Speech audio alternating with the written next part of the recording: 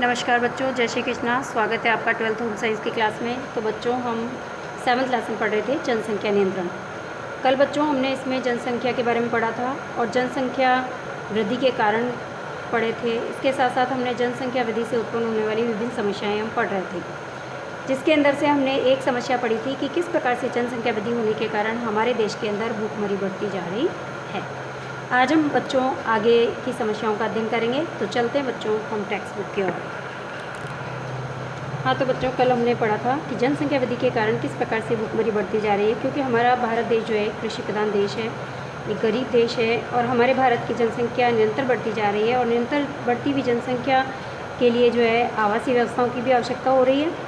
तो जिसके कारण हम क्या कर रहे हैं कि जो कृषि योग्य जो भूमि है उसको हम आवासीय भूमि में बदलते जा रहे हैं, जिसके कारण हमारे खाद्यान्न उत्पादन में जो है वो कमी होती जा रही है और जिसके कारण हमारे यहाँ के लोग जो है लोगों को कम से कम 2 समय का भोजन भी जो है पर्याप्त मात्रा में नहीं मिल पाता और भोजन की कमी के कारण बच्चों में, युवाओं में शारीरिक और मानसिक जो है वो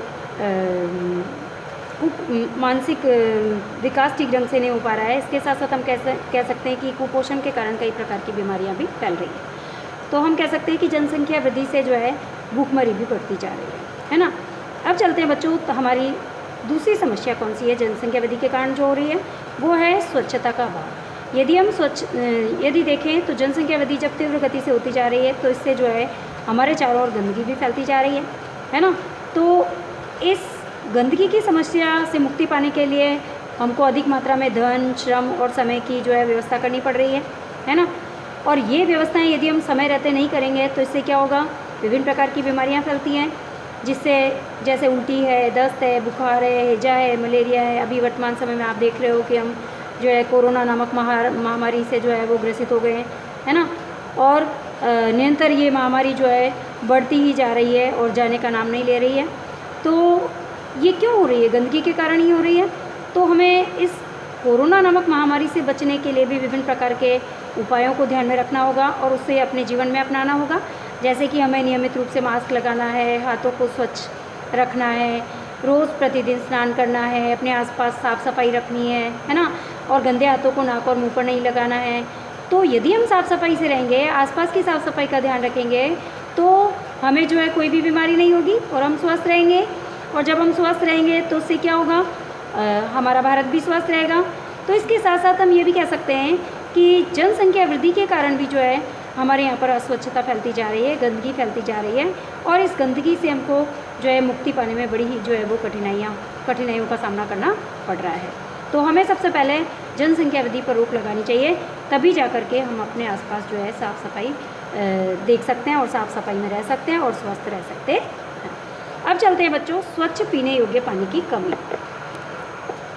अब देखिए बच्चों, जनसंख्या वृद्धि के कारण स्वच्छ पीने योग्य पानी की भी कमी होती जा रही है, क्योंकि जनसंख्या वृद्धि हो रही है तो पानी की आवश्यकता बढ़ गई, पानी की मांग बढ़ गई। तो जब पानी की मांग बढ़ गई तो सबको जो है पीने योग्य पानी उपलब्ध नहीं हो रहा है। बड़े शहरों से लेकर के छोटे गाँवों तक यदि हम देखें तो जल की कमी देखी जा रही है। हम कई शहरों में तो हमने देखा है कि 2-2, 3-3 दिन से पानी आता है, एक हफ्ते से पानी आता है ना। और पानी की बहुत ही किल्लत रहती है, पीने योग्य पानी जो है लोगों को नहीं मिलता है। अब जितनी ज़्यादा जनसंख्या वृद्धि होगी, जितने ज़्यादा लोग होंगे उतना ही पानी अधिक खर्च होगा, है ना। और बढ़ती हुई जनसंख्या को आवास की, ईंधन की, उद्योगों की, उनके उद्योगों की आवश्यकता की पूर्ति के लिए हम क्या कर रहे हैं, वनों को काट रहे हैं। और जब वनों को काट रहे हैं तो इससे क्या हो रहा है, हमारे वातावरण के अंदर, हमारे पर्यावरण में असंतुलन हो रहा है, जिससे कि जो है हमारे यहाँ पर बारिश नहीं हो रही है ना। बारिश जो है अनियमित रूप से हो रही है। तो जब जल संतुलन जो है वो बिगड़ रहा है हमारे यहाँ पर, है ना। तो इस प्रकार से हम कह सकते हैं कि साल दर साल जो है इस प्रकार से हम फिर क्या करेंगे, जब पानी की कमी होगी तो हम भौम जल का उपयोग ज़्यादा से ज़्यादा करेंगे और भौम जल का उपयोग ज़्यादा से ज़्यादा करेंगे तो भौम जल की जो है वो कमी आ जाएगी। और कई राज्यों में तो ऐसी स्थिति है कि वहाँ पर अकाल की स्थिति बनी रहती है, कई सालों से लोगों को जो है और पानी के लिए कई प्रकार की परेशानियों का सामना करना पड़ता है। तो यदि हम देखें तो इस पानी की समस्या से मुक्ति पाने का एक सबसे अच्छा रास्ता हमारे पास यही है कि यदि हम जनसंख्या नियंत्रण करें तो हमें जो है सभी को स्वच्छ पीने योग्य पानी मिल सकता है। हमें जनसंख्या पर नियंत्रण करना होगा, क्योंकि जनसंख्या वृद्धि के कारण ही स्वच्छ और पीने योग्य पानी जो है की किल्लत हो रही है या वो हम तक नहीं पहुंच पा रहा है। अब देखो बच्चों, अगली समस्या है हमारी जो जनसंख्या वृद्धि के कारण हो रही है, वो है आवास की कमी। देखिए, जितनी ज़्यादा जनसंख्या बढ़ती जा रही है तो सभी लोगों की आवश्यकताएं बढ़ती जा रही हैं और उनकी मांगों को पूरा करने के लिए हमें जो है वो भूमि की आवश्यकता भी है। तो जल की कमी के साथ साथ प्रति व्यक्ति भूमि की उपलब्धता को यदि हम देखें तो प्रति व्यक्ति जो है भूमि की उपलब्धता हमारे यहाँ पर बहुत ही कम हो रही है। पहले एक ही मकान के अंदर जो है एक परिवार निवास करता था, आज एक ही मकान के अंदर 2-3 परिवार एक साथ निवास कर रहे हैं, है ना। तो हम कह सकते हैं कि इसके साथ साथ भूमि की कमी के कारण अब लोग पहाड़ों में, जंगलों में, झीलों पर ज़्यादा से ज़्यादा अतिक्रमण करते जा रहे हैं, है ना। और जगह जगह पर झुग्गी झोपड़ियाँ जो है, हमें कदम कदम पे झुग्गी झोपड़ियाँ बनी हुई दिखाई दे रही है। क्यों? क्योंकि जनसंख्या वृद्धि हो रही है तो आवास की कमी हो रही है, आवास की मांग बढ़ रही है, और आवास की मांग बढ़ रही है तो लोग बाग जो है अपने रहने के लिए कोई ना कोई तो व्यवस्था करेंगे ना। अब इससे कारण क्या इससे क्या इफेक्ट हो रहा है? इससे कई प्रकार की बीमारियाँ जो है वो फैल रही है ना। तो आवास की कमी होने के कारण जब लोग बाग एक साथ, बहुत सारे लोग एक साथ एक ही घर के अंदर रह रहे हैं तो उससे क्या हो रहा है, कई प्रकार की समस्याओं का सामना भी करना पड़ रहा है, साथ साथ कई प्रकार की बीमारियां भी जो है वो फैल रही है। तो हम कह सकते हैं कि जनसंख्या वृद्धि के कारण आवास में भी कमी हो रही है। अब देखिए बच्चों, जनसंख्या वृद्धि के कारण आवागमन की भी कई प्रकार की समस्याएं उत्पन्न हो रही है। जैसे हमने देखा है, आप देख रहे हैं चित्र के अंदर कि यहाँ पर जो है रेलगाड़ी के अंदर कितनी ज़्यादा भीड़ हो रही है कि लोग बाग लटक कर जाते हैं, है ना। तो ये सब क्यों हो रहा है? जनसंख्या वृद्धि के कारण ही हो रहा है। हालांकि हमारे देश के अंदर प्रतिवर्ष कई प्रकार के जो है आवागमन के साधनों में का विकास किया जा रहा है या वृद्धि भी की जा रही है, लेकिन बढ़ती हुई जनसंख्या के कारण आज भी हमारे यहाँ पर स्थिति वैसी की वैसी ही बनी हुई है। तो हम कह सकते हैं कि जनसंख्या वृद्धि के कारण आवागमन की समस्याएं भी जो है वो उत्पन्न हो रही है। तो हमें क्या करना चाहिए?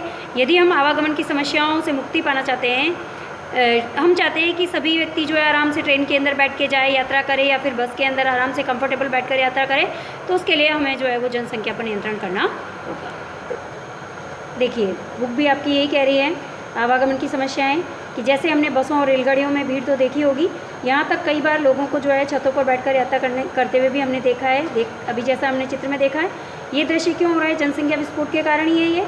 तो हमारे देश के अंदर प्रतिवर्ष आवागमन के साधनों में वृद्धि की जा रही है, विकास किया जा रहा है, आवागमन के बहुत सारे नए साधन बनाए जाते हैं, फिर भी जनसंख्या वृद्धि के कारण इनकी स्थिति लगभग वैसी की वैसी बनी हुई है। तो अब आपको समझ में आ गया कि जनसंख्या वृद्धि के कारण ही आवागमन की समस्याएं हमारे यहाँ पर बनी हुई है। अब देखिए बच्चों, जनसंख्या वृद्धि के कारण अपर्याप्त वस्त्र, यानी कहने का मतलब ये है कि हमारे देश के अंदर वस्त्रों का निर्माण जो है केवल हमारे देशवासियों की आवश्यकता की पूर्ति के लिए नहीं होता है, बल्कि इन वस्त्रों को, इन पोशाकों का निर्यात भी किया जाता है और इससे विदेशी मुद्रा भी हम अर्जित करते हैं, है ना। अब इसका क्या फल हो रहा है कि इधर तो जनसंख्या वृद्धि हो रही है, इधर हम क्या कर रहे हैं, वस्त्रों का निर्माण करके उनको जो है निर्यात कर रहे हैं, बाहर दूसरे देशों में भेज रहे हैं। क्यों? विदेशी मुद्रा को अर्जित करने के लिए ज़्यादा से ज़्यादा। तो वस्त्रों के निर्माण में प्रतिवर्ष वृद्धि तो हो रही है, लेकिन फिर भी गरीबी की रेखा के नीचे बसर करने वाले जो परिवार हैं उनको पर्याप्त रूप से जो है वस्त्र उपलब्ध नहीं हो पाते हैं, और जिसके कारण कई बार बच्चों को और वृद्धों को शीत ऋतु के अंदर, सर्दियों के मौसम में जो है वो हम कह सकते हैं कि बिना वस्त्रों के जो है वो सोना पड़ता है ना, और बिना वस्त्रों के रहना पड़ता है, जीवन व्यतीत करना होता है, और इसके कारण उनकी मृत्यु भी हो जाती है और कई प्रकार की बीमारियों से वो ग्रसित हो जाते हैं। तो हम कह सकते हैं कि जनसंख्या वृद्धि का एक सबसे बड़ा कारण ये भी है अपर्याप्त वस्त्र, यानी सभी लोगों को उनकी आवश्यकता के अनुसार वस्त्र जो है वो नहीं मिल पा रहे हैं। यदि हम जनसंख्या वृद्धि पर नियंत्रण करेंगे तो हमें आशा है कि शायद सभी लोग जो है पर्याप्त मात्रा में वस्त्र पहन पाएंगे और अच्छा जीवन जी पाएंगे, है ना। तो बच्चों, आज हमारी क्लास यहीं पर कंप्लीट होती है। धन्यवाद। जय श्री कृष्णा। आगे की समस्या हम कल पढ़ेंगे और नेक्स्ट टॉपिक के अंदर उसको क्लियर करेंगे। धन्यवाद। जय श्री कृष्णा।